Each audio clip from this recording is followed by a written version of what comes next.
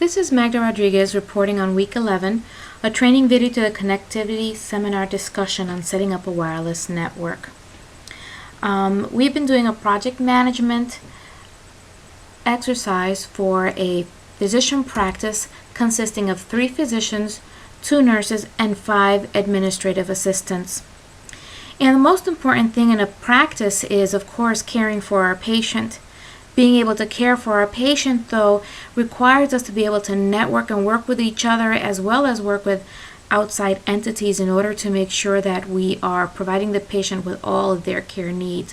For example, with test results, with prescriptions called into a pharmacy, with what patient costs are. Having the right equipment to network amongst each other but also outside is key.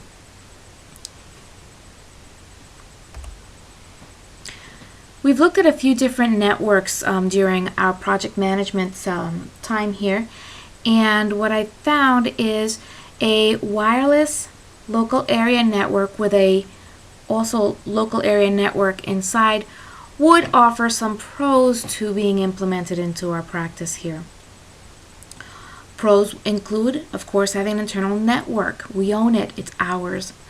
It would also minimize the number of connection cables or line drops that would be required if we went with a partial wireless LAN in our office. We'd also be able to share resources on all our networks, our printers, software, internet, etc. It'll also give us added ability to use laptops, PDAs, use wireless printing, and maybe even use some type of iPad devices. Some of the cons of having a WLAN or wireless LAN would mean that we need to allocate a dedicated resource to support and maintain our internal network.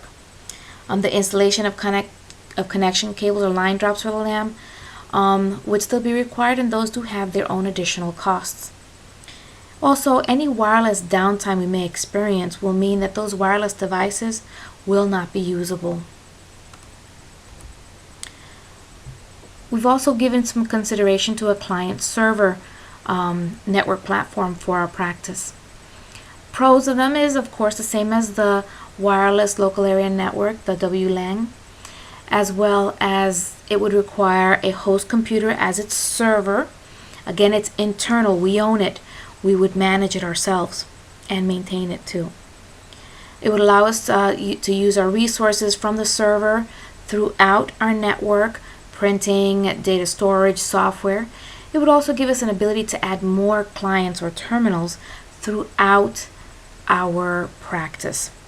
Some of the cons here, or the biggest con here, it does require a dedicated network administrator to handle our network. In keeping, we've also are looking at a VAN, a value-added network. Now with a VAN, the interesting part of this is that we're able to contract with a vendor who will remotely be able to handle our database systems. They typically have their own data warehouse that they can provide to us access to different modules, and we can use them based on what our practice needs are. We can take some of their modules, we can take all of their modules based on what our needs are. The pros to a VAN would be we would request which modules we want. There's no need to purchase all services offered if we don't need them or if we're not ready or large enough to use them at this point in time. Backup information is stored remotely, which if there were ever anything to happen internally at our with an internal network, we'd have to make sure that we're storing all the information somewhere off-site and so forth. Here it would be, of course, as I said, stored remotely. It is secure data, so all the data moving back and forth between their servers and our offices and so forth are all encrypted. Data flows with the required encryption to protect against patient data being distorted or used. The network, again, is maintained by the vendor, so any federal requirements and updates and so forth will all be handled by the vendor. They would also be able to provide us with different reporting and statistical data And management reports as well that let us know how we're performing as a practice, and we can measure things from different angles. This, of course, is prepared reporting by the vendor. The cons to this, of course, is that there is a cost associated for the service. Cost associated to the service can equal the same as having your own internal administrator or not. You'd have to kind of really look at the pricing to figure out which works better. And then as a vendor, they would have equipment specifics in terms of what their requirements would be. So they would probably make recommendations of different devices and equipment that we would need to purchase. Of course, we need to determine what our network needs in terms of equipment. We're going to need monitors, CPUs, keyboards, mouses, a wireless router, and so forth. Are we going to need for the laptops and our PDAs? We need multifunctional devices to help us scan, copy, and so forth. These are all items that we can connect to the network. So there will still be hardwire costs in terms of us getting our computers all on board, but it will definitely give us a lot more connectivity within our practice, as well as the software. The database would be stored in one remote location, whether it be a dedicated server or through a van, a data warehouse. We would need to make sure that we have adequate internet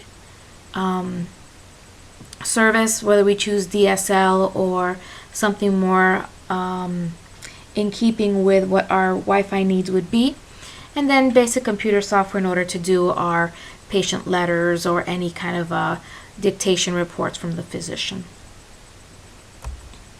And then I think we also need to give some consideration to reaching beyond our practice once we have our network all set up. I mean, the network is just one part of what we can do, but also being able to provide our patients more flexibility to reach our office, because our office, of course, is not open 24/7. Being able to provide them through a website practice information. What are our hours? What's our contact information if we have more than one office? Should we expand further? And different physician bios. New patients want to know more about the physicians they're coming to see. It would also be really good to have a patient portal available to them where they can access their test results, different account information, where they can also make online payments. And then, most importantly, where they can send secure emails and have dialogues with their physicians about their care or any questions that they may have in regards to their diagnoses. And then also, as a practice, we can provide different links to health information where we can lead patients to where they can find information that would be helpful to their ongoing and continued care.